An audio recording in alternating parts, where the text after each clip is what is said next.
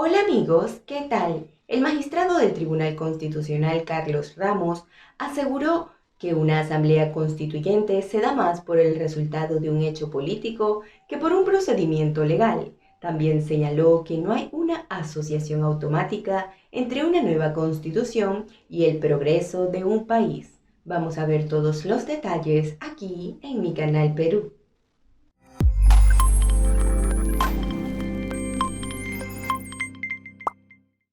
Carlos Ramos, magistrado del Tribunal Constitucional, indicó que no existe una relación automática entre el progreso de un país y la elaboración de una nueva constitución o un conjunto de leyes. La reforma legislativa o la reforma constitucional son uno entre varios ingredientes que pueden asegurar el éxito, el progreso de una nación, ¿no? No hay una asociación automática entre una nueva constitución o un conjunto de leyes flamantes y el progreso de un país, ¿no? Es decir, normalmente lo que se hace es una vinculación automática, en muchos casos muy ingenua, entre reforma constitucional y por otro lado innovación tecnológica, progreso, ¿no? Prosperidad, ¿no? Y esto no es así, ¿no? Ramos Núñez también sostuvo que una reforma constitucional para una nueva Carta Magna no suele pasar por procedimientos de carácter legislativo. Con ello, señaló que, en la historia del Perú, más han sido las ocasiones en que se dictaron constituciones contra las reglas establecidas en los propios preceptos constitucionales. Doctor Ramos. Mire, Mávila, tal vez lo primero sea necesario establecer lo siguiente, ¿no? La reforma legislativa o la reforma constitucional son uno entre varios ingredientes que pueden asegurar el éxito, el progreso de una nación, ¿no? No hay una asociación automática entre una nueva constitución o un conjunto de leyes flamantes y el progreso de un país, ¿no?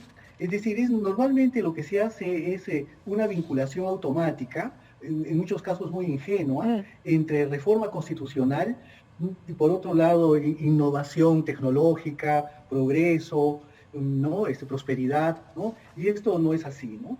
Por otro lado, en realidad lo que se ha conformado no es una asamblea constituyente, sino se ha constituido un congreso.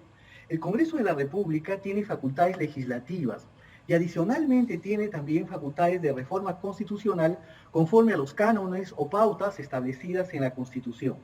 Es decir, una convocatoria directa a una asamblea constitucional no sería, digamos, una fórmula adecuada, ¿no?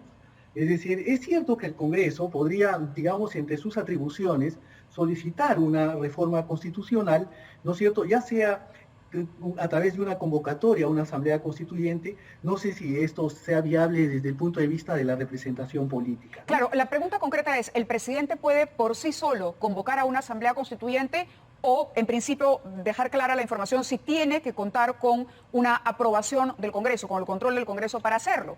No puede hacerlo solo. No puede hacerlo solo, ¿no? pero No si puede cuenta hacerlo. con respaldo en el Congreso, supongamos, él presenta Mire, una iniciativa, ¿podría finalmente constituirse la constituyente? Mire, básicamente hay que señalar lo siguiente, ¿no? Una reforma constitucional no siempre pasa por procedimientos de carácter legislativo. El poder constituyente es más una figura de hecho, de carácter fáctico, que de carácter legal. A lo largo de nuestra historia constitucional, por ejemplo, más han sido las veces que se han dictado constituciones en contra de las reglas establecidas en los propios preceptos constitucionales, ¿no? Que preveían fórmulas para una reforma constitucional, ¿no? Violando estas mismas que siguiendo las reglas legales, ¿no? Nuestra propia constitución del año 93 no respetó las pautas establecidas en la Constitución del año 79. Claro. ¿No? Y así sucesivamente. ¿Y esto por qué? Porque una asamblea constituyente es más el resultado de un hecho político que de un procedimiento de carácter legal. Entiendo. Entonces, si el presidente, digamos, no respetando los mecanismos, como usted dice, establecidos en la ley, propusiese una asamblea constituyente, nada descarta que se pueda materializar esto. Nada descarta. Mucho depende del momento político, de la coyuntura que vive el país, del apoyo de las fuerzas vivas, ¿no es cierto?, del escenario político que pueda existir como para que eso prospere, ¿no? No sería la primera vez, hasta yo diría de que en la historia constitucional del Perú esa ha sido la regla, ¿no? Consultado sobre la eventual elección de magistrados del Tribunal Constitucional por parte del actual Congreso, Carlos Ramos señaló que el Parlamento debe actuar con un criterio de serenidad y con mucha calma. Ahora, una de las protecciones en ese sentido es el Tribunal Constitucional justamente, y el Tribunal Constitucional en algunas de las propuestas actuales de los candidatos se podría desactivar, según lo que se ha dicho en los últimos días. ¿Cuál es su opinión al respecto? Y tal vez lo tratan también en Retos del Bicentenario. En Retos del Bicentenario está tratado a cabalidad cuál es la función de un tribunal constitucional y lo que se debe pedir a todo juez constitucional: imparcialidad, honestidad, independencia, conocimiento de la materia, despojarse de pensar en intereses personales o de grupo a que se tenga que favorecer. Entonces, sí, pero si se desactiva, nada de eso puede funcionar. De alguna manera, sí entendemos que es el máximo ente constitucional en el país, que nos protege de todo eso. Pero si se desactiva, ¿es tan fácil desactivar en todo caso el Tribunal Constitucional? Nosotros en el tribunal hemos quedado en no meternos en detalles sobre este tema, pero lo que sí es una cosa, y por eso no voy a poder explicar en ese sentido, Valerie, mucho, pero sí brevemente te digo que para poder desactivar una institución como esta tendría que haber una reforma constitucional. O sea, no es que mañana me levanto y lo suprimo, ¿no? En realidad nosotros lo que tenemos son varias cosas en claro, Valerie. Nosotros fuimos nombrados por 5 años, cuando se faltaban 6 meses para que acabe nuestro nombramiento, enviamos un documento al Congreso diciendo, bueno, es vuestra responsabilidad nombrar a nuestros reemplazantes.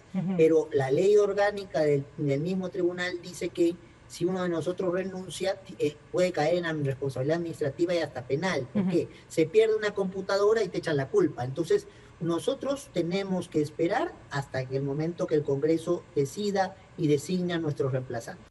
El magistrado fue claro con la posibilidad de crear una nueva constitución, algo que para él no iría de la mano del progreso. ¿Será que tiene razón? ¿Qué cambios podría generar esto? Esperamos tus opiniones en la parte de abajo. Tampoco olvides suscribirte, dejar tu like y hacer clic en la campana de notificaciones. ¡Hasta luego! ¿Y tú qué opinas sobre las declaraciones del magistrado? Déjame saber tu opinión en la cajita de comentarios. Muchas gracias por ver este video. Si te gustó, dale like y suscríbete al canal. Nos vemos en la próxima. Chao, chao.